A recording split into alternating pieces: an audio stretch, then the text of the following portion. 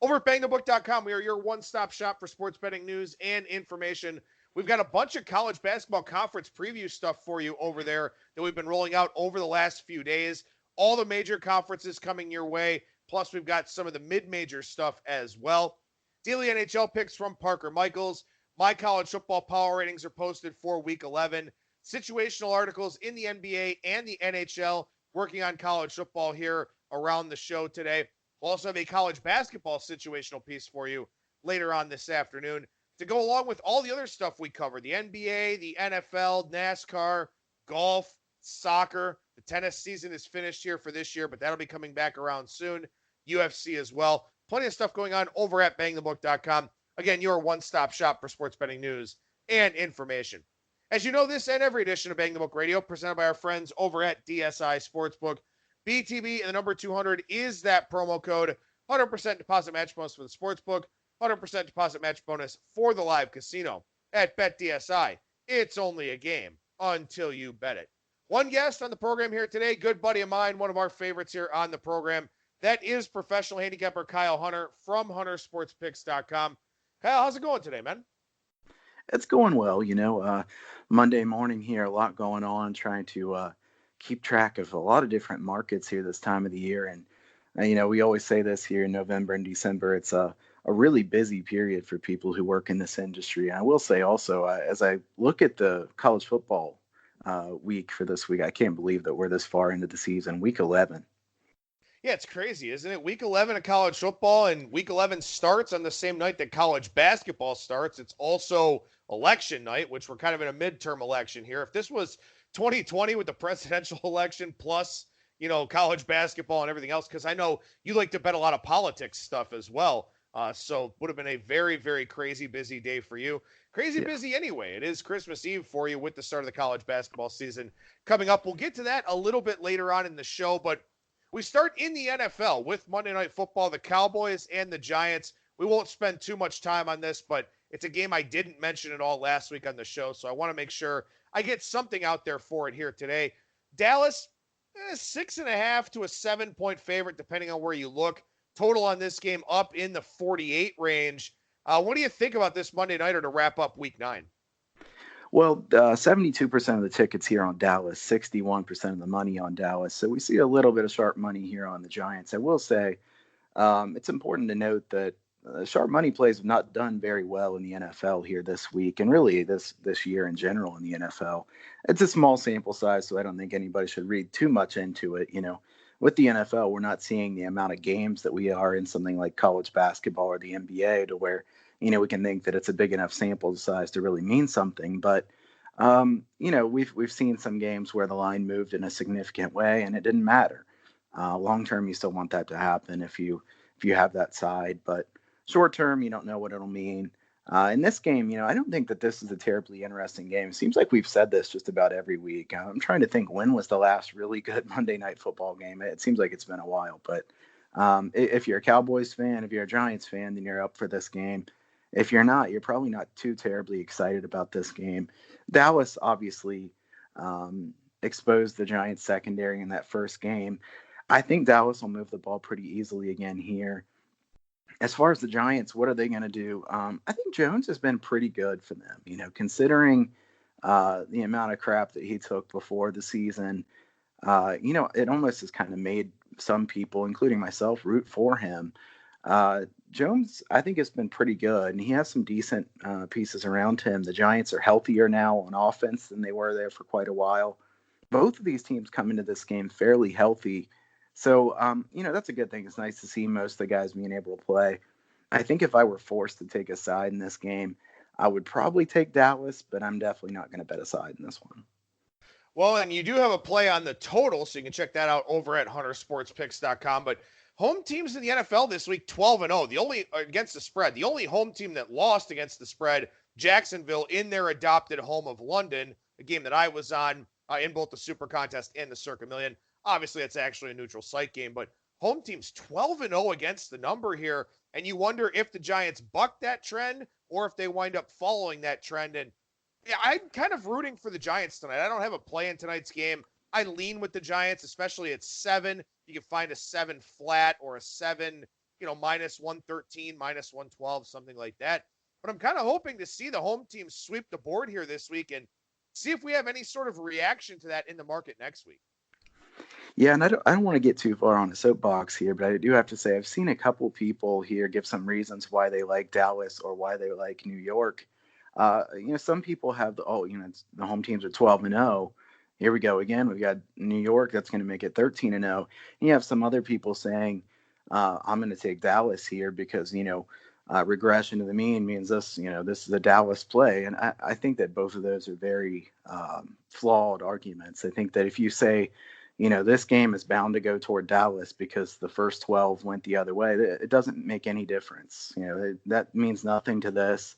I think that angle is a neat one to look at to see what might happen next week with the lines, but I don't think it means anything to the handicap about this game. So if somebody's taking a game just for that reason, I think they're keeping it way too simple. No, I totally agree. It's just interesting that, we've talked a lot in various contexts about home field advantage, right, and how little it matters here. And of course, then this week, right, if you backed every home team, you're having one hell of a weekend. Obviously, you're not going to bet just based on home and road, but there were some games where the road team probably should have covered, and we'll kind of leave it at that because I know that you don't really want to talk about the one that stands out the most in that department here from week 9. So we move over to the college football side, and as you mentioned, man, week 11 already, and obviously the best game of the year coming up this week, LSU and Alabama. We will talk about that one a little bit later on in the show, but first, we like to go through our quick hitters segment, some injuries, some interesting stats, regression to the mean, a lot of different things that we talk about here to help you this week and beyond in college football. We start with a couple of injuries at the quarterback position. Yeah, I wanted to say Purdue now on their third string quarterback after Plummer was injured. Honestly, Plummer hadn't played that well for Purdue. He seemed to be improving at least somewhat. But this has really been a lost season for Purdue, and I have their season win total under. That was one of the easy wins. Quite a few of the others I have that are going to be fairly close. But, this is really a year where I hope the marketplace gets really down on Purdue in the long term because of this year. If so, I want to buy Jeff Brom's team, try to see if they could be underrated next year, because I do think that Jeff Brom is still a very good coach. I think Purdue is recruited well enough that this team is set up for the future. So let's see how low they get on Purdue based on this season. Yeah, and I think it'll be really interesting too, because as you look at the West Division in the Big Ten, Wisconsin's still very good. Minnesota finally taking that leap. Iowa's still a very solid team. Northwestern, if they could ever throw a forward pass and move the football, they'd get back to being pretty good. So the West Division's getting pretty decent, except for Nebraska, of course, and not a great look for Scott Frost over the weekend once again. But yeah, I'll be interested to see how Purdue is rated going into next year, especially because not just the injuries on offense, but I think Nick Holt's defense has actually been a disappointment so far there in West Lafayette. I want to see them get a little bit better. So I'll be curious to see how Purdue is lined next season for sure. Yeah, I think you could make the argument that Nick Holt's defense has been a little bit of a disappointment because of the offense. But yeah, I agree with you that they've been slightly disappointing. Still think that Holt's a good defensive coordinator, and I like Jeff Brom as a coach. I think Nebraska's really disappointing season probably stands out to me the most in the Big Ten West so far this year. But a lot of good coaches in the Big Ten West, so it'll be interesting to watch that division going forward. The second one I had, Wyoming. Sean Chambers out for the year. Chambers a good runner, a strong guy, a good runner, not a good passer. I want to see what kind of difference this makes with the Wyoming offense. This is still a team I'd rather fade. I think Wyoming is not nearly as good as what some people think they are. They've found some really strange ways and interesting ways to cover games this year. I would look to go against Wyoming, but I'm curious to see, do they keep running the ball as much as they have been, or do they try to throw it a little bit more? Yeah, I think it makes sense to try and throw it a little bit more just to sort of vary some things up a little bit because, as you said, everyone kind of looks at this as a running type of team, and with good reason. They've had great success running the football here. I will say this, and I don't know if we'll get to this game on any other segment this week. It's probably one that I'll talk about on my own on Thursday, but one of my biggest overlays this week here is Boise State against Wyoming. The line out there in the 12 and a half range. I've actually got this one with Boise State. What is it here? 16. So that's one of my bigger overlays of the week. In fact, I played Boise State already. I think this is just a spot where maybe Wyoming gets exposed a little bit. Yeah, I like them too. I think is Bachmeyer. I think Bachmeyer's questionable in this game. I know he took a big hit scrambling there late in the game against San Jose State. I think it is a drop down for Boise State if Bachmeyer doesn't play. But even without Bachmeyer, I think that number is not a bad number to take Boise State at. And if he plays, I like it quite a bit. I definitely agree with you. My lean there is Boise State. All right, so we look at some more interesting stats here coming out of the weekend, and you and I had a little bit of a chat about Akron. I wound up on the Bowling Green side. In fact, I took a bad number of 6.5 last week. That number came all the way down to what, 4 or 4.5, and Akron never had a prayer. They had 100 total yards of offense against Bowling Green. The Zips have not scored a touchdown since September 28th, so their offense is not very good. Yeah, I think, what is that, maybe a week? They've not scored a touchdown in like a week longer than Northwestern at this point, and Northwestern's a really long time as well. Akron 52nd in yards per play allowed on defense, so really they've actually been pretty decent on defense. They're 119th in points per game allowed, which says a lot about their offense, if you want to call it that. Akron is 3.5 yards per play inside the MAC, and as you and I kind of talked about, these are not exactly elite defenses in the MAC. I mean, really, they're not good teams in general, and they're certainly not elite defenses. So Akron's offense to be that bad really says a lot. I'm going to go ahead and lump in the next one just because they kind of compare with each other.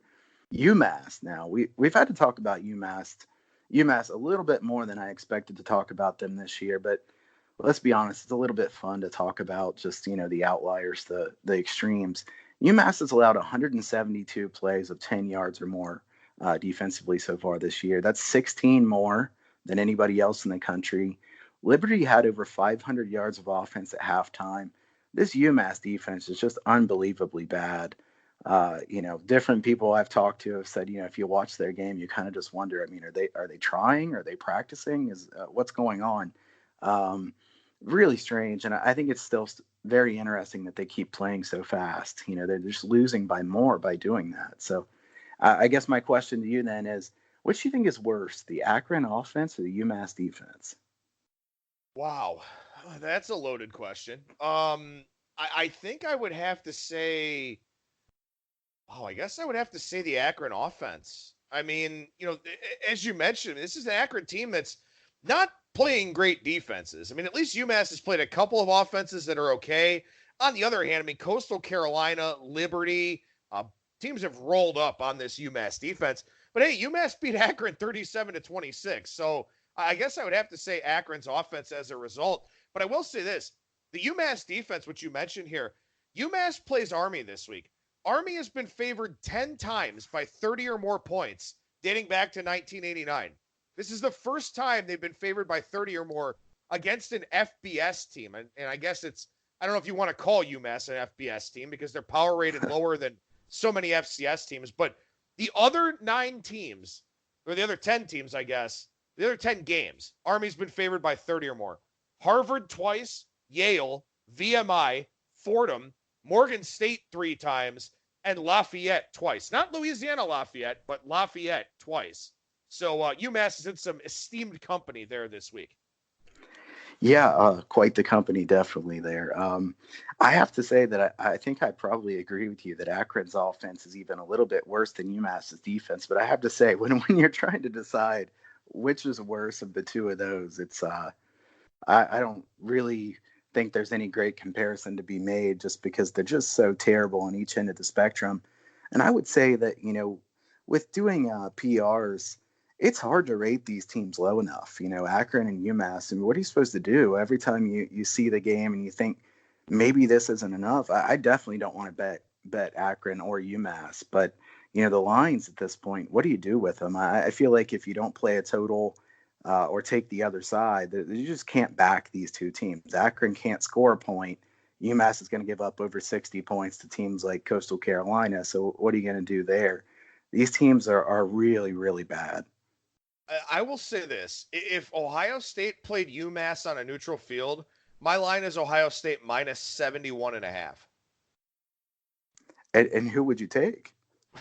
I mean, I would have to take Ohio State, right? Yeah, right. I mean, Ohio State could back their way to 90 points probably. So I mean that would be that'd be a really hard one. I mean, obviously you wouldn't want to take minus 71, but I wouldn't take UMass in that game. Can you imagine just trying to take UMass against any top team and say, well, I'm getting plus 65 or plus 70, and then it's halftime and the other team already has 65 or 70 points.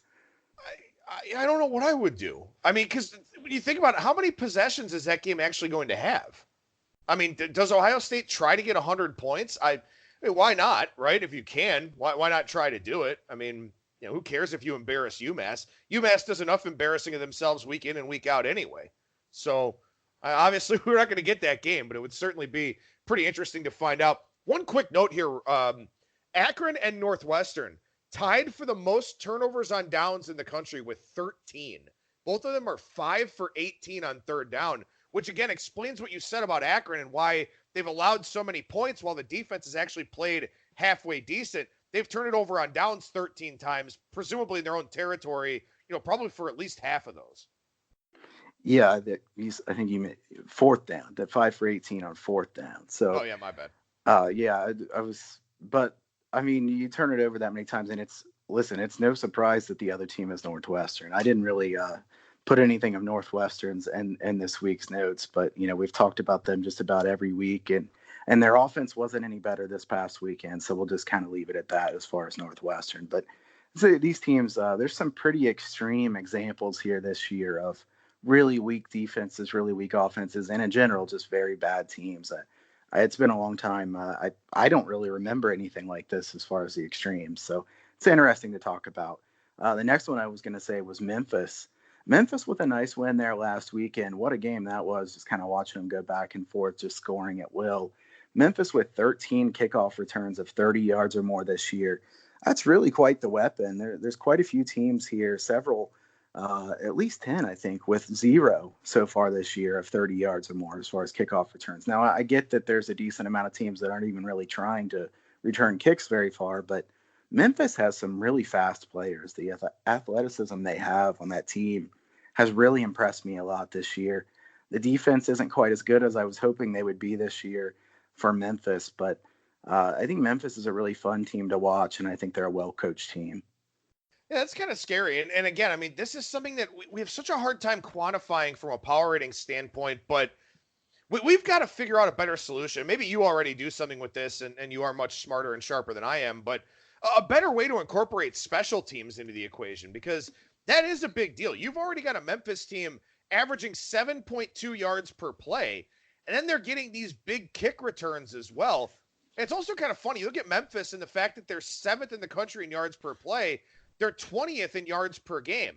And part of that is because of some of these special teams plays that they've had. Right.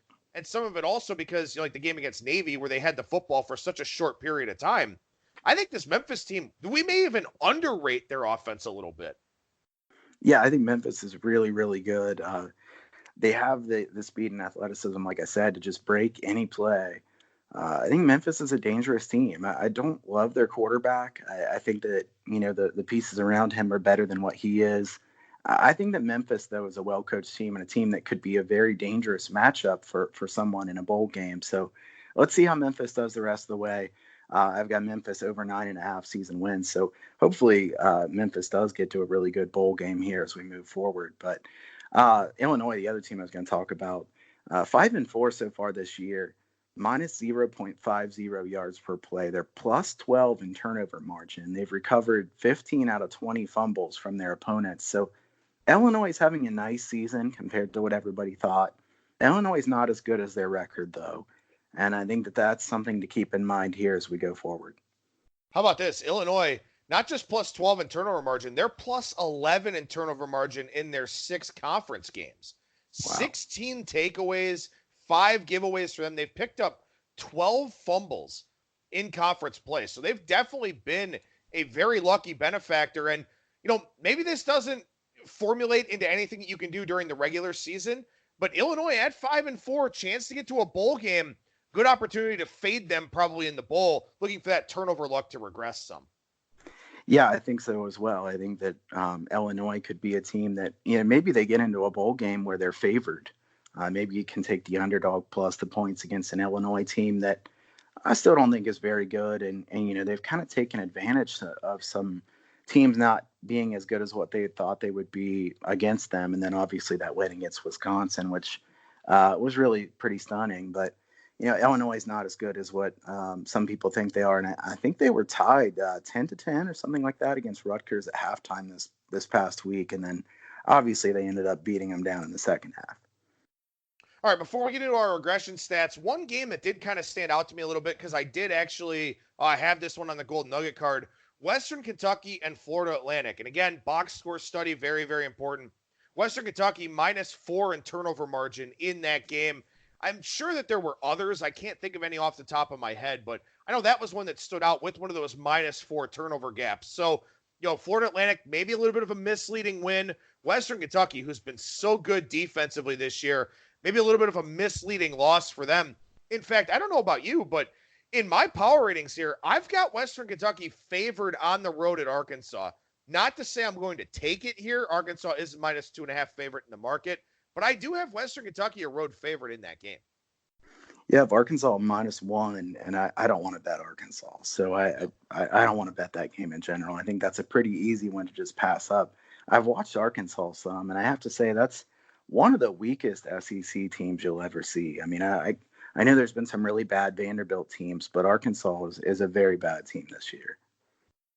Yeah, Vanderbilt, not a good look for them at all against South Carolina over the weekend. And speaking of South Carolina, and this is one other important point to note, then we'll get into some of the regression stats, but South Carolina played a lot of underclassmen, in particular on offense, in that game against Vanderbilt.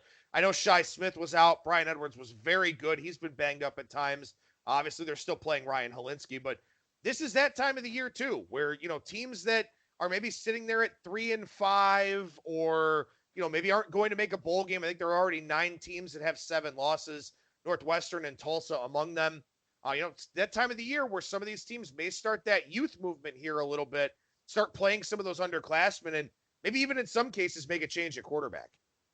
Yeah, I think that's a good note to make. And I will say that, a team like a Tulsa or some of those other teams, even a Northwestern, some teams that you would like to back as an underdog sometimes because they can keep games competitive, they might lose by a wider spread here the rest of the way. So I'd be really cautious backing teams like that as an underdog, because this is the time of the year where they may put in some of those freshmen or guys that have no experience. And also, they may not keep the game as close as what you would think, because what do they really have to play for at this point? All right, so we look at some regression stats here, and we'll take a look at the red zone first with a couple of teams that, have had some interesting fortunes or maybe misfortunes inside the 20. Yeah, Tennessee's offense first. Tennessee, a team that I think is improving a decent amount here. I'm going to start out by saying a mistake I made here this past week. I did have a good weekend in college football this past weekend. Why didn't I take Tennessee against UAB? I'm still upset with myself about that one. We even talked about that game at the beginning of last week. UAB had played no one.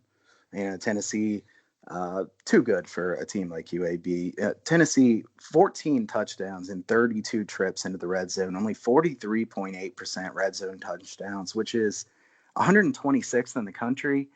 I think this should improve. The Volunteers are a team I'd look to bet on or take some low overs with the rest of the way. Their totals are going to be pretty low in general, but I think Tennessee's offense is at least a little bit better than they look so far this year. I will say this about UAB and in that game in particular, that their defense is legit. I mean, they gave up 302 yards in that game.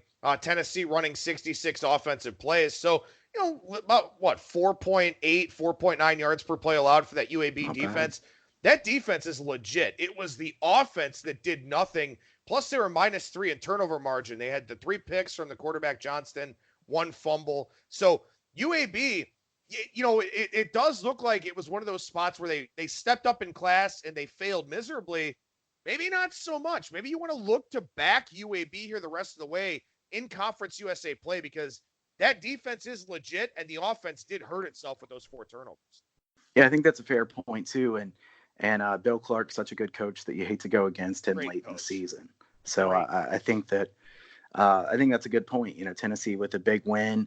Maybe it creates some opportunity on UAB here at the end of the season. I think I have this week's game lined right about exactly what it is. So probably won't be betting them or against them this week, but UAB isn't going to play great teams even the rest of the way. So we'll see how they do.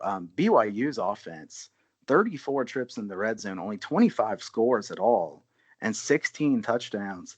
I watched the BYU game the other night. I just kind of talked against myself there with UAB and Tennessee. I did have BYU against Utah State.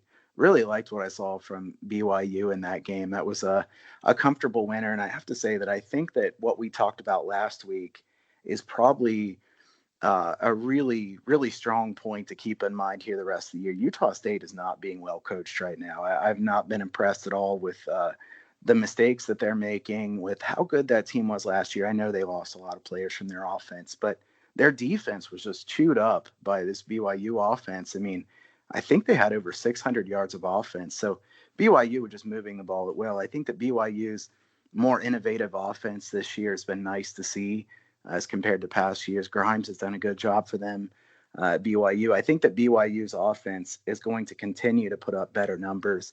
The rest of the way, I'd rather back BYU or bet some overs with them based on the regression that you would expect to happen in the red zone here.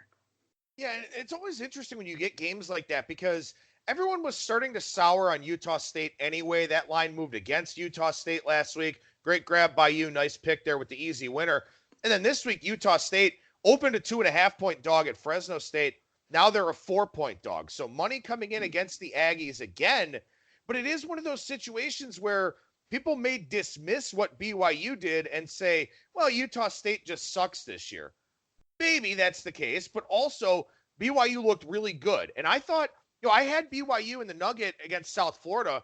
When Jaron Hall left with a concussion, their offense completely stalled out. I think that kid's a pretty good player. And I don't know if he's better than Zach Wilson, but as long as he's running this BYU offense, they should look pretty good. So I think it was a combination of both. I think Utah State isn't very good, but I think BYU is also a very solid team that we probably forgot about after they played such a grueling schedule to open the year. Yeah, I think so too. And even Baylor Romney has played really well here the last couple games. So I think that BYU at quarterback really looks like they have pretty good depth at this point. I think BYU is a better team than most people realize. A team that I'd rather back here the rest of the way. I think that BYU's defense is not great, but they're a scrappy defense and aren't going to give up a bunch usually. So BYU, a team that I'd be quicker to want to back or play overs with. Minnesota, 35th in the nation in yards per play on offense, 14th in points per game. I don't think this Minnesota offense is as good as some people think, and they've played a weak schedule. I mean, we're going to find out a lot more about Minnesota here down the stretch. Yeah, we definitely are. Penn State, 39th in strength of schedule, according to Sagarin. Minnesota, 82nd. And yes, they're 8-0, but they haven't even played a single top 30 team, according to Sagarin, which is why this line is Penn State minus 6.5, and why there were even some sevens that popped up this morning when I was doing the opening line report. So actually, it's almost 7 market wide now. And again, it sort of speaks to the lack of a schedule that Minnesota has played. And like you said, we'll find out here this week. And Minnesota's a great story. I think PJ Fleck is an excellent head coach, but you do wonder if they're ready for a spot like this. Well, and we're not going to talk about that game in depth, but I will say Minnesota is likely not going to be able to run the football against Penn State. They're giving up 1.99 yards per carry, which is first in the country. Can Minnesota throw the ball on Penn State? I think is kind of the question as to what you think about that handicap. Minnesota's defense has been pretty good as well, but obviously they haven't been tested too much. I think that line move makes some sense. I think 7 is about right for that game. Minnesota's a team that I like PJ Fleck a lot. I think he's a good coach, seems like a nice guy. Minnesota, we're going to find out a lot about them here the rest of the way. We will see not just this week, but even going forward as they play at Iowa. Usually we would say at Northwestern, it's a tough game, not as tough this year. And then Wisconsin at home. So definitely some tougher tests here. And I think it has been kind of crazy that on some of those top 5 or 6 teams that people show on ESPN or Fox or wherever they are as far as projected rankings, some of the people have even included or talked about Minnesota being in that, which really is pretty crazy to even think about. So I think Minnesota we need to pump the brakes on how good they are. Let's see them against really good teams. If they keep playing really well, then we can talk. But right now, Minnesota hasn't proven against anybody really good. So USF, 42nd in the country in yards per play allowed. This surprised me some. As I was looking through the stats for this week, I think USF's been a little bit better on defense than what I realized they were going to be or what they had been so far this year. They're 73rd in points per game allowed. This is an improved team on defense, and you would expect some positive regression here going forward as far as the points per game allowed. They gave up some big numbers early in the season against good teams. I can remember that Wisconsin game pretty well. But USF's defense has actually been pretty good this year. Yeah, I wonder if we're going to see a Sharp versus Public split form for that Thursday night game with Temple in South Florida, where Temple's got the win over Memphis. It was a little bit of a misleading win at that. But obviously, they're the bigger name, the more consistent team, the more trustworthy team on a Thursday night. But South Florida, even though that line's gone up from 1.5 to 2.5, I feel like there's going to be some late South Florida money coming in for the reason you just outlined there. I mean, South Florida's offense isn't great, but we know Charlie Strong's a smart defensive guy, and it seems like he's finally starting to have an impact with that side of the ball. Yeah, that's a tough game for me because the defense of South Florida has been good this year. And if that line goes up, I would lean South Florida. But, Charlie Strong has not been very good in a lot of these bigger games. I don't know if you would consider this a big game or not, but it is, a weeknight game to where it's going to get more attention. South Florida, not a team that I'm rushing to back unless I'm getting quite a few points. I will say, if you look at South Florida the rest of the way, who do they play? Temple this week, Cincinnati, Memphis, and UCF. So, if you like South Florida as an underdog, you're definitely going to get some chances here going forward. All right, we got one more team to take a look at here, or a couple of teams actually, as we look at Tulsa. And Tulsa's interesting. We talked last week, I think it was, about all the penalties in the AAC, and that seems to have an impact on a lot of these games here over the course of the week. But Tulsa, a team that's been, very, very close so many times. Tulane tried everything they could to give them that game with 13 penalties for 139 yards. But ultimately, Tulsa now 0-5 in conference play and just picked up their 7th loss. Yeah, Tulsa, a team that I'd rather go against here the rest of the way. Kind of what you just said a few minutes ago, a team that, they're 5-4 ATS. They're 2-7 straight up. This is a team that's not going to a bowl game.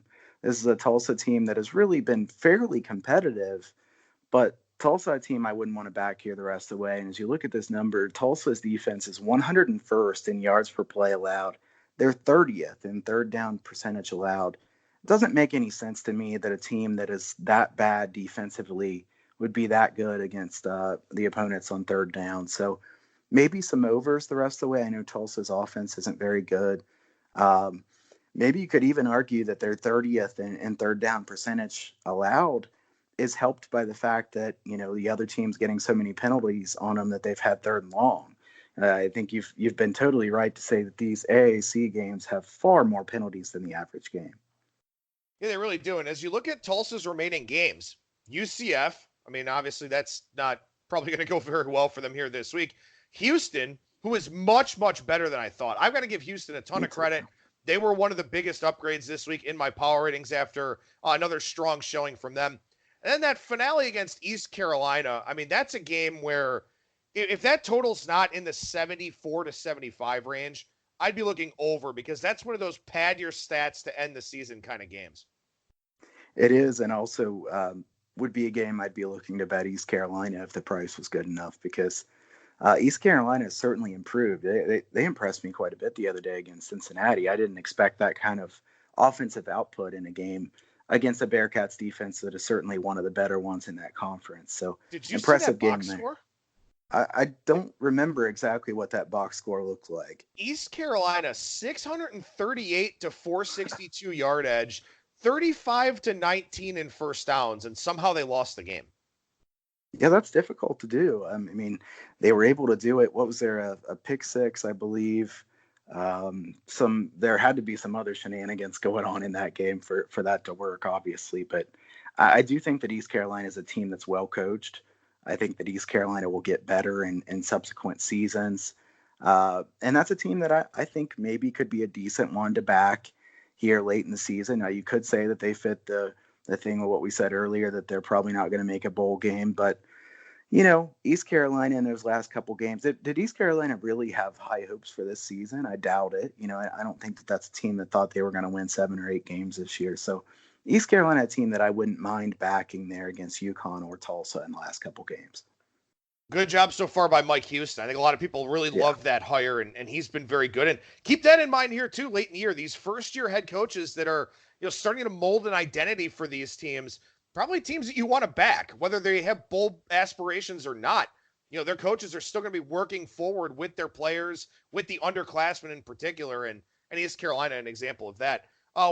It's rare that we get to talk about something good with UTEP football, but this is good for now, but who knows how long it'll stick around. UTEP is 14 out of 16 on fourth down conversion so far this year. This is highly unlikely to continue. I don't have the numbers. Maybe they've had a bunch of 4th and 1s, but even at that, UTEP on offense is so weak that it's really surprising to see them 14 of 16 in fourth down conversions.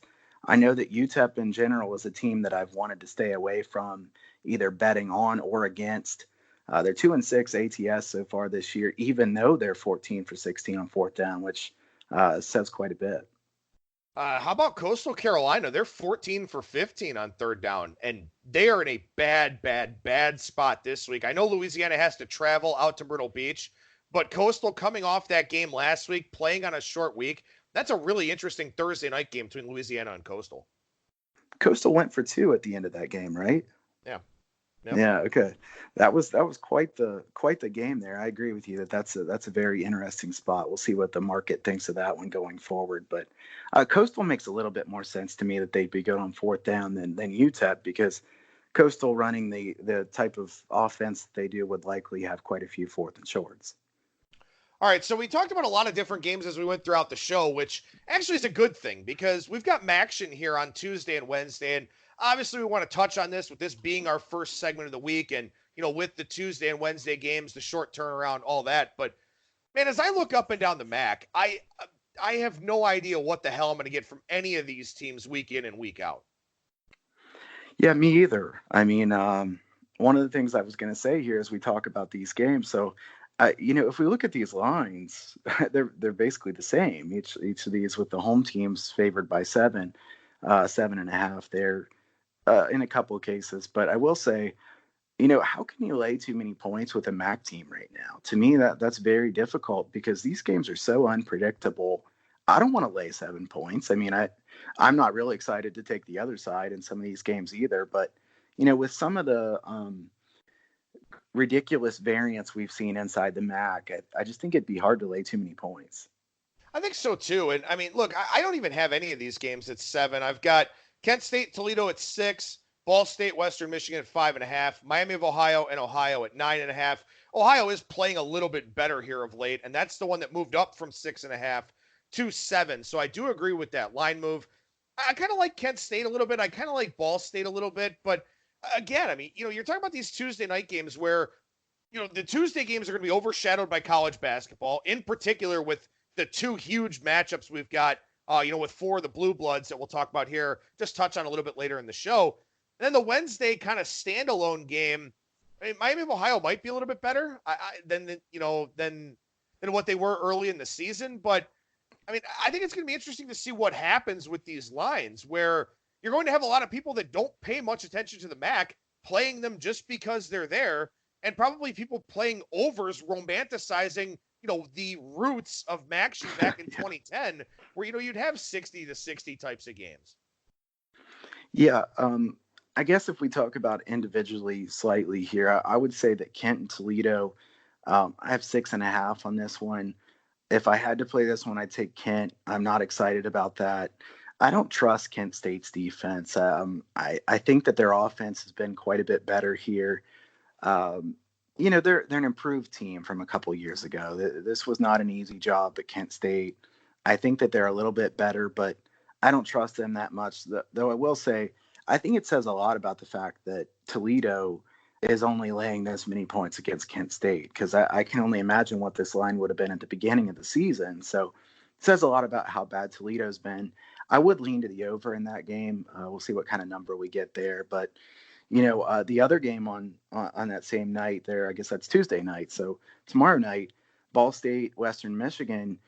I would lean toward Ball State plus the points in this game. I think that Western Michigan, with Eskridge out for the year, he was, kind of that cornerback / wide receiver that they were going to have, and they miss him. I think that Western Michigan's defense is so bad that it would be surprising if Western Michigan could win easily without Ball State scoring quite a few points here. So, this one opened at 8.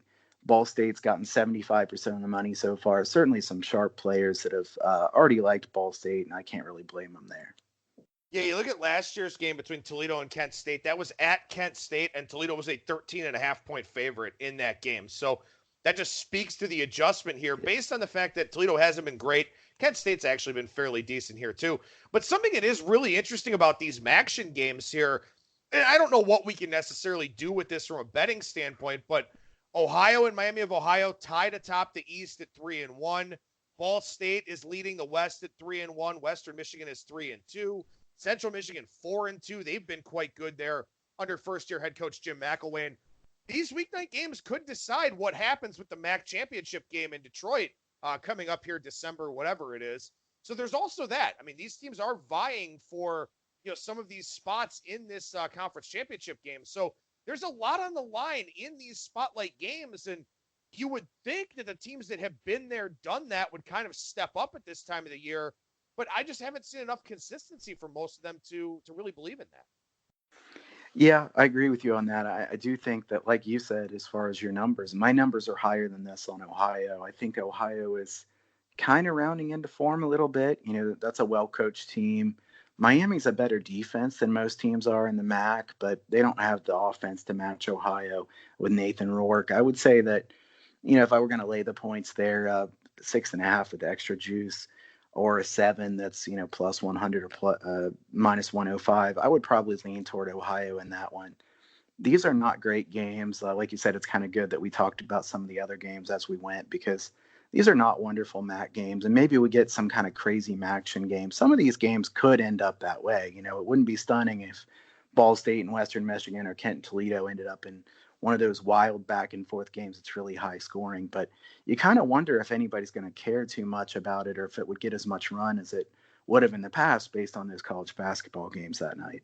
I am hoping that Kent State and Toledo winds up being like a 45-42, some kind of thing like that. Because we've talked about this before. Weeknight unders are very, very strong. And maybe we get some overinflation with people saying, oh, MACtion's back. And then these totals get driven up 2 or 3 points, and we can come back and play the other side.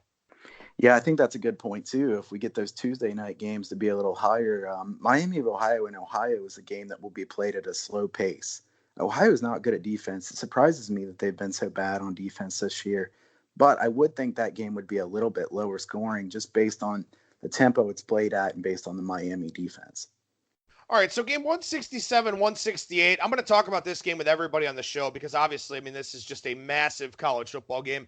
LSU and Alabama. Alabama 6 or 6.5. A lot of 6.5s out there now. Kind of the predominant number. We'll see what this total comes out at in the offshore market as we get to this afternoon, usually when the totals come out. When you look at what Circa opened on this game, you wound up with a pretty interesting line of Alabama -7, -105, total of 65.5. So, biggest game of the year. You like either side in this one? Yeah, I would probably take LSU if I could get a flat 7 or 7.5. If I were forced to take a side. I will say I don't know that I'll bet the side in this game.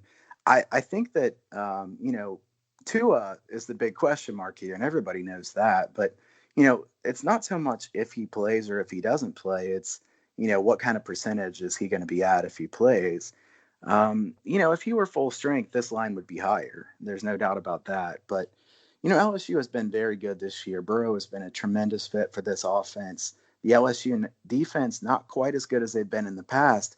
I think it says a lot that this game has a total of 65. We think about LSU and Bama. And you think about these years that, LSU couldn't score a point against Bama.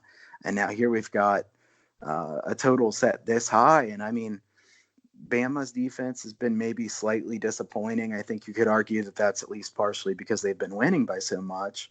LSU's defense not quite as good as they've been in the past, but these teams are second and fifth in yards per play on offense. I wouldn't want to bet the under. The thing that would make me, if you wanted to bet the under, the reason you probably like it is because if you think Tua is not at full strength, but then you kind of wonder if you think that's the case, then maybe you should just take LSU. So as I talk about this game, I think it's unlikely I'll have a play on this game. I know I'll be watching this game, 3:30 there on Saturday. A great game, one where, like I said, I think if it's 7 or higher, I would probably lean toward LSU. I think 6.5 is a really good number. What do you think about this one? I think so too. I mean, my number is 7 right now. I would go up to 8 if I knew Tua was okay. I think Mack Jones is still a very good quarterback. I think, it was Arkansas, but he looked efficient. He looked like he had a good grasp of the offense. And of course, I mean, it's Alabama. You replace one 5-star recruit with another. So, I think Mack Jones can be fine in this game. I think Mack Jones has a more significant impact on the total because I don't think Alabama's quite as explosive if it's him instead of Tua. But, again, we'll kind of see what that injury report looks like throughout the course of the week. I will say this, and maybe I'm the asshole for saying this, but I mean, is it fair to question Alabama, and in particular to question Alabama's defense? Because they have not played really anybody this year. A&M's the best team they've played. A&M's an inconsistent type of team. South Carolina moved the football on Alabama relatively well. Maybe that game goes differently if the fake field goal is not called back. At least we've seen LSU play Florida, play Auburn, play Texas. We've seen LSU with some data points, and we haven't seen that from Alabama yet. So I would probably have to go LSU if anything, and maybe shame on me for doubting Alabama. But, man, I think it's fair to say that LSU's played 3 teams that are better than anybody that Alabama's played this year. Yeah, I think that's fair. I mean, I almost just kind of said, yeah, you're the asshole for saying that. But no, I mean, I think it's actually a fair point. I mean, Bama, to me, you have to give them some, they're Bama. So we assume that their defense is still pretty good. And certainly they're a good defense. The question is whether they're a great defense or a good defense. LSU has given up quite a few points in some of those games. They gave up a bunch to Texas, certainly. I mean, if Tua is healthy, I think this total might be a little bit too low, but I don't know if he's healthy or not. So I'm probably not going to bet this game. I think Grant Delpit's been injured also for LSU. I assume he'll probably play in this game, but I don't know that there's been any update on that. I see him listed as questionable here, but he means a lot to that defense, certainly. So that'd be another one you want to keep in mind. LSU likely going to throw the ball quite a bit here. LSU's offense running has not been very good. I would think that Bama would throw the football a decent amount here too, because LSU's defense has been really good against the run. I know LSU is thought of as, DBU or one of them. And LSU has not been quite as good in the secondary as normal, but they've been very good against the run. I think this is a great game to watch. Don't think I'll bet this game, but, I do think it's a fair point. We haven't really seen Alabama against a good offense, and that will make this fun. One last point about this game. Ed Orgeron, maybe it's the coordinators. And obviously, I mean, this year the offense has just completely changed on a dime. They're running that pro style. Joe Burrow's been terrific. But Ed Orgeron has been so much better at LSU than I think any of us anticipated. 7-1 straight up in his last 8 against top 10 teams. And I get it. That's not against the spread. And, obviously it's not against Alabama all the time. But Ed Orgeron seems to be a much better head coach than any of us thought possible. I just wanted to give him props for that before we moved on. I agree with you. I mean, I think that when Orgeron was hired here, hardly anybody thought that he'd have much success. And I think that, to be honest with you, Orgeron's an easy guy to root for. I mean, you like the energy he brings. Some of his interviews are just amazing. I mean, I know that people are like, I have no idea what he's saying, but it's, I'd play hard for him. LSU is a fun team. I think Orgeron's been really, really good. Like you said, better than anybody else would have thought. And you have to give somebody props in a case like that. All right. So we move over to the college basketball side to finish things up here. And I do want to ask something of our listeners here. Let me know as we do our college football first look and as we do our handicapping the hardwood segments, we're going to combine them. We're going to generally wind up splitting the segment, but this week with no college basketball games to really talk about, we just went a little bit more on college football. But Let me know if in the editing process you want me to separate the two segments. Majority rule will win out unless I disagree with it. So let me know on Twitter at Skating Tripods or email me, adam@bangthebook.com. Let me know if you want the college basketball part kept separate, in particular because a lot of times the college football games maybe 2, 3, 4 days in advance. College basketball games may be that day. So if you need to prioritize what you want to listen to, maybe it would be better for you for me to separate the two segments. But again, let me know at Skating Tripods or adam@bangthebook.com. Kyle, we start on the college basketball side here with a rule change that could be fairly significant, especially to you as a totals player. Yeah, the 3-point line moved back to 22 feet, 1 3/4 inches. This rule was used in the NIT. A lot of the coaches really liked it. You know, the goal of this is to try to spread out the floor a little bit more. So many teams are taking so many threes that they wanted to make it a little bit easier for a team that wanted to drive to the basket. We want to encourage the and ones at the hoop as well as the 3-point shots. I think this will probably do that, and I think it'll be interesting to see what kind of effect this will have on fouls called. Does this mean there's going to be a little bit more fouls because they're taking a little bit less threes? But at the same time, you're not making as many threes as you would think in theory because it's a farther shot. So this is going to be really interesting to see what it does to scoring. I will say that the second rule of the reset of the shot clock to give them 20 seconds after an offensive rebound, eliminating that 10 seconds is essentially, it does make sense. As a fan, I like this. Like they said, they're basically eliminating the 10 seconds that's allowed to bring the ball up the court. To me, that makes sense. As a fan, I actually like both of these rule changes.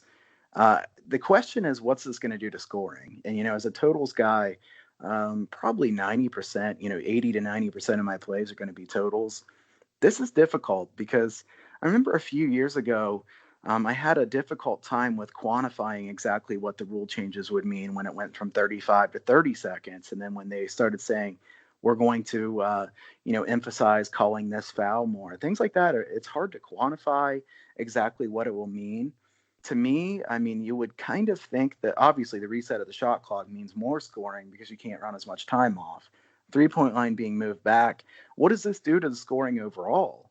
Because, maybe more teams are drawing fouls as they go to the hoop. And a lot of these guys can still make those threes from out there. Depending on who's shooting it, we've seen guys making shots from way behind the 3-point line before. So I think it's going to be really fascinating to see how this works. I will say that, like I said just a minute ago, as a fan, I like both of these rules. As a handicapper, really, I'd rather them not have changed it because, there's more of an unknown, and the unknown is not very easy. Well, and I think what's going to be really interesting to find out is what it does to the high-profile teams. A lot of times you get a lot of teams that chuck a bunch of threes in small conferences. Quinnipiac, Savannah State, the Citadel, Winthrop, some of the teams in the Big South or, in the MEAC or something like that. What does it do to them? That's one thing. What does it do to Villanova or Auburn or Creighton or somebody like that? What does it do to a higher profile team that everybody knows likes to shoot a lot of threes? Villanova, with the talent that they have, they can probably adapt to anything. A team like Creighton has always been a jump shot oriented team, and they're very, very good at shooting them. Does it impact them to move it back a little bit? I don't know. So there are multiple layers to this based on the conferences and the teams that shot a lot of threes and the teams that could be most impacted. I think Creighton's the best example you gave there because Creighton, if you go back and look at these Creighton teams, they haven't really had anybody that could drive to the hoop very well. So, they've all been reliant. Just about every player on their team, even their 4 and 5s, have been shooting a lot of threes. So what's it going to do to a team like that when maybe they don't have a great option to do the other? Maybe we just see, can they hit as many threes from that far out? Maybe they can. I don't think that all teams are going to have a lot worse 3-point shooting percentage is what some people would think, but there are going to be some teams that are affected. So I think that that's a good point, that some teams may be able to adjust a lot easier than others. And I think some of those bigger name teams that you don't really have the quickness and athleticism to where they can get to the bucket really easily, I think those are the teams that I'd be a little bit worried to back early on. And then obviously the other side of that coin, Virginia Tech or Virginia. Well, I guess Virginia Tech maybe a little bit different here this year, but you got some of those teams that play the pack line defense, like a Virginia, or teams that play the zone, like Syracuse and Washington. A Georgia State team was a team that there were a lot of long jump shots taken against them. Oregon, same thing. How does it impact those teams defensively? Because the 3-point shot is longer, but you probably have to extend that defense out a little bit more too. Right. So you've already been having trouble getting defensive rebounds. Now you have to extend the defense even more. You have even more trouble getting defensive rebounds. I think that's a really good point. You're extending that defense out a little bit farther, or maybe they decide they don't want to. Maybe they just decide they want the other team to shoot that many threes. But against some teams, that won't work. Maybe they're just too good against the 3-point shot, too good at the 3-point shot that won't work. I think that'll be really, really fascinating. I think it's something to watch here. One other thing that I wanted to say about these rule changes that I think is really important, I want to wait and see what happens on these before I'm going to be taking a bunch of positions as far as totals. But I will say that early season games are usually higher scoring. Everybody says they want to play fast at the beginning of the year. It's almost like, just saying up tempo, fast pace is, like it makes you a good team to say that we're going to play faster this year. Everybody wants to play faster. There's more fouls earlier in the year. The refs usually calm down a little bit later in the year unless you get some of those ref shows. But in general, keep in mind that these early season games are higher scoring and things usually slow down as we get a little bit later on. I will say that we've said this before in the past, but neutral site games, unders early in the season have done better than games that are actually at just a normal site. So that's something to keep in mind also, as we will have quite a few neutral site games here in the next few weeks. And one other point I'll piggyback off of, then we'll talk about some new college basketball coaches to finish up the show, is that all of the pressure at this point in time is on the odds makers and the risk managers, because they're the ones who have to figure these things out, figure out where the right number is, try to decide if the 3-point line moving back, if that outweighs all the foul calls or the team's playing at a quicker tempo. You, as a bettor, can pick and choose. You can look at the games and the situations that you think are going to be spots where you can get an edge or where you feel like you've got a good idea of how a team is going to play. You've got a little bit of leverage here at this time of the year, because you don't have to put a lineup on every game. They do.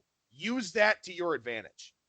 It's a good point. It's a really good point, because there are a lot of teams that are going to look pretty similar to last year, and we don't know what these changes are going to mean. So if these teams are pretty similar to last year, they have the same coach, they have a lot of the same players, I'd rather not bet the totals or even probably sides that often in games like that.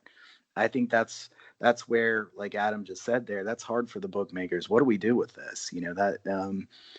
What's this going to be a net, as far as scoring? Is it going to be a net positive to scoring or a net negative?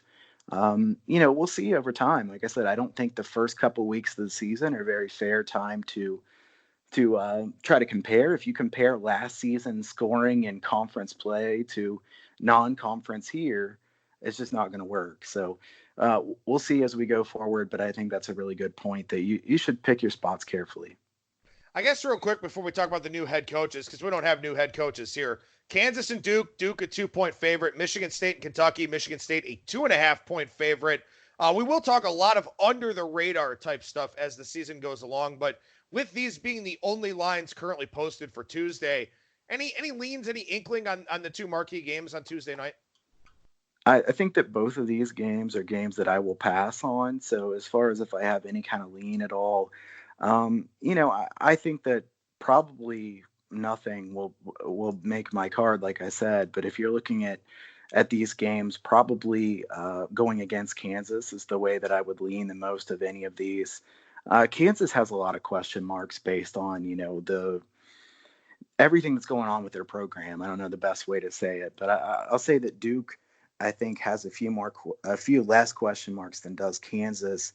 I don't know what to make of Duke in the long run, because I think that they're not quite as good as they've been in past seasons. But, we've seen Duke be pretty good right from the beginning and in quite a few of these years in the past. And I guess, if I had to lean anything in the other game, as you're looking at that one, this is a Michigan State team that has a lot returning from last year. There's less question marks about them. that's certainly baked into the line. Probably would play Michigan State if I had to play in that game. The good news is, kind of like what you just said a little bit ago, you don't have to play all these games and you don't have to bet only the biggest games. So I don't think I'm going to bet either of these games. I think I'm going to look for something under the radar that everybody else will be overlooking. I will be curious to see and wonder if this shapes the narrative at all early on in the season. We talk all the time about Madison Square Garden and how it's a very difficult shooting backdrop. Now you've got the first game with the 3-point line moved back. You kind of wonder how that dynamic plays out here on Tuesday night. I guess we'll just have to wait and see. Like I said, we like to talk a lot of under the radar stuff here. And as we look at some new college basketball coaches, we do have some under the radar types of teams here to highlight. Yeah, let's start out way under the radar. Let's go to Cal Poly. It seems fitting that if we're going to talk college basketball with everything that we've done in the past with handicapping the hardwood, we might as well start out at Cal Poly. John Smith, who used to be a Cal State Fullerton assistant, so he's played against his Cal Poly team. I think this is a really fascinating one because you get a defensive-minded coach in Smith with a team at Cal Poly who has been so bad on defense the last few years. He says in his opening press conference, he said, I want to run a 1-3-1 defense part of the time. I want to run the amoeba defense that UNLV did in the Jerry Tarkanian days. He kind of says in his press conference, which honestly, it's pretty funny if you get a chance to watch it.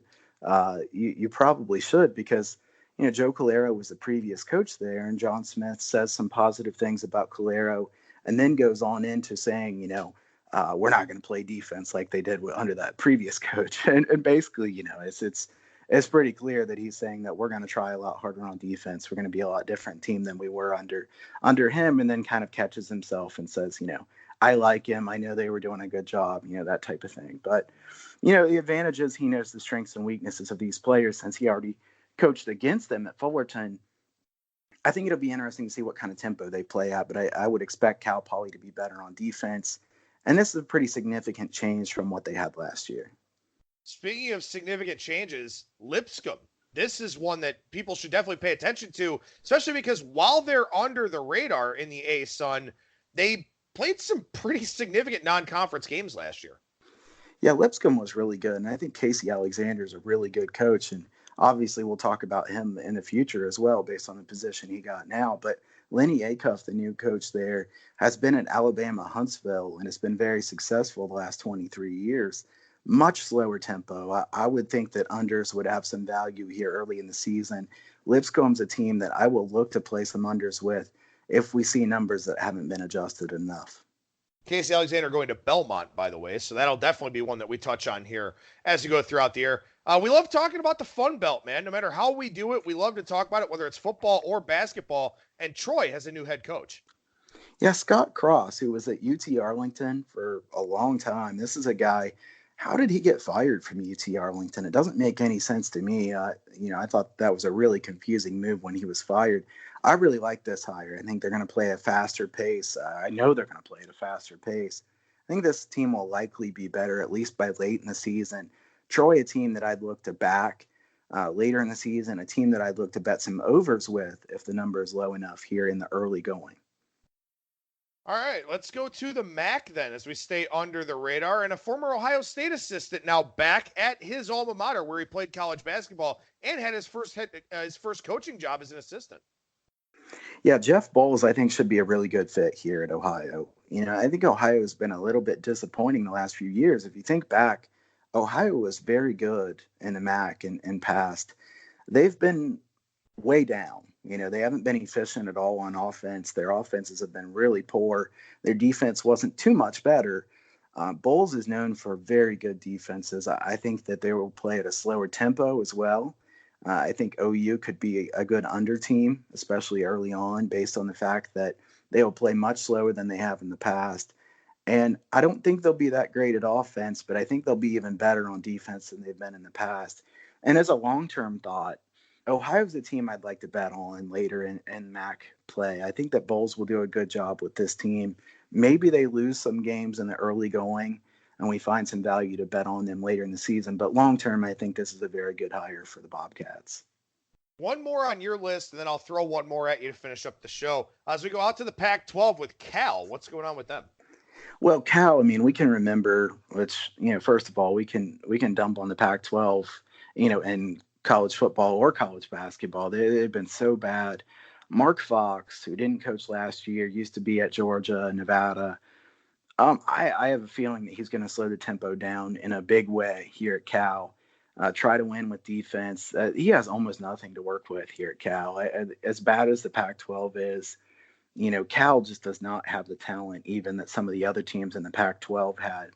I think that Fox could do a good job here. Easy for me to say. I think Fox could do a good job here, but to me, this is a Cal team that looks like an under team. I imagine they're going to play slow, and I imagine that they're going to be a little bit better on defense. They can't be worse than they were last year. So, Cal, a team I'd like to play some unders with in the early going. It's kind of ironic. You've got the parallels in the Pac-12 with football and basketball, with both conferences being a disappointment. And now you've got a Cal team that can't really score on the football field, but plays good defense. And now they're going to try to do the same thing on the hardwood. I guess just kind of interesting with situations like that. Obviously, we didn't touch on some of the big head coaches like Buzz Williams to Texas A&M, Nate Oates from Buffalo going to Alabama. But Eric Musselman goes to Arkansas, and he gets replaced at Nevada by Steve Alford. And I wanted to ask you about this one in particular, because Nevada lost a ton from last year's team. The Martin twins, Caroline, they've lost a lot of production. But how do you feel like Alford fits there in Reno? Well, Alford usually recruits pretty well, but I don't think too much of him as a in-game coach or a game-by-game coach. I think it's going to be really interesting to see what the marketplace thinks of Nevada. I mean, obviously they lost just about everything. I would think that the odds makers will understand not to put, too high of a rating on Nevada coming into this season. So it might be a little bit hard to just blindly go against them. But I will say I'd be cautious to back Nevada. I think that's a downgrade in coaching. And, just so much less talent than the year before. Maybe he'll do okay here in the long run, but I would expect him to not do very well from day one. And I got to say, one of the most interesting games of the night, obviously, you've got Kansas, Duke, Michigan State, Kentucky. Utah and Nevada is a really, really intriguing opening night game because of what Nevada's lost and because of how well coached Utah has always been.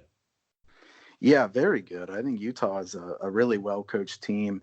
They don't have a ton of talent this year either. I think that, Utah is not as good a team as they've been in the past, but Utah is a team that I know more about their coaching staff than what I know about Nevada at this point. So certainly an intriguing game and one where I would rather bet Utah, but it's all price dependent, certainly. Kyle Hunter, professional handicapper over at huntersportspicks.com. We ran a little bit longer than we have the last few shows here, but good to talk college basketball with you once again, bud. What's going on over at the website? Yeah, check out huntersportspicks.com. I've got college basketball season packages up. Obviously, we start here on Tuesday night. Got NBA season passes up as well. Have discounted my college football and NFL passes. So if you've been wanting to get in after a while there, that would be a good chance to do that as well. The free picks have done really well here lately again. So 4-0 the last 2 weekends on the free picks for the free pick newsletter. You can go over to huntersportspicks.com, and at the top of the page, just enter your email address and get the free picks to your inbox every weekend. Believe 87 and 54 run here. And like I said, 4-0 the last couple of weeks. So sign up for that if you haven't already. Well, make sure you follow Kyle on Twitter as well, at Kyle Hunter Picks. Kyle Hunter, huntersportspicks.com. Appreciate your time as always, man. Thank you so much for joining me. We'll talk to you again next week. Sounds good. Take care, man.